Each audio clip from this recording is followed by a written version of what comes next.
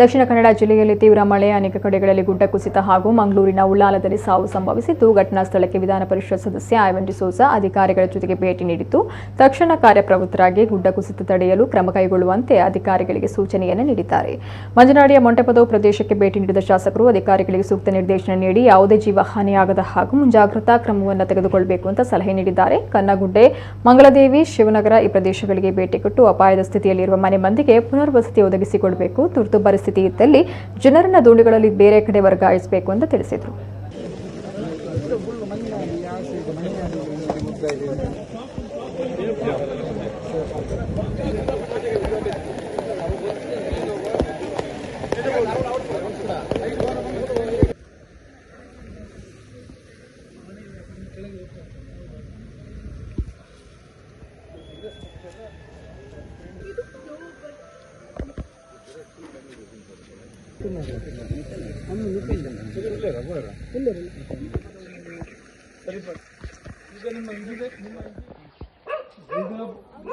ಆಗಿಲ್ಲ, ಬಟ್ ಇಷ್ಟು ವಸ್ತು ಅಂತ ಹೇಳಿ ಲಾಸ್ಟ್ ಟೈಮ್ ಇದು ಬಿದ್ದಿತ್ತು.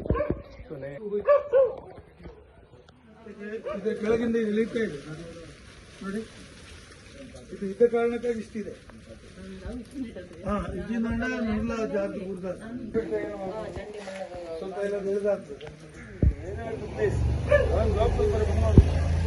ವಿಪರೀತ ವರ್ಷ ಉಂಟು, ಎಲ್ಲರೂ ಪಕ್ಕ ಕಮ್ಮಿ ಹಾಕೊಂಡು ಒಂದು ಇನ್ನು ಮುಟ್ಟೋಗಂತೆ ಜಾಗ್ರತೆ ಮಂತ್ರದಲ್ಲಿ ಬರೋದಿಲ್ಲ.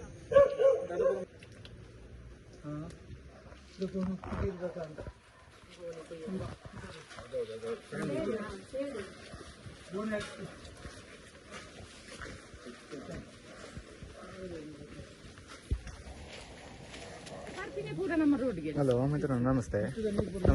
ಒಂದು ಶಿವನಗರ ಹಿರೇಬಾರ್ದು ಏರಿಯಾ ಪಾಂಡೇಶ್ವರ ಈಚೆ ಅಂದ. ಓಕೆ.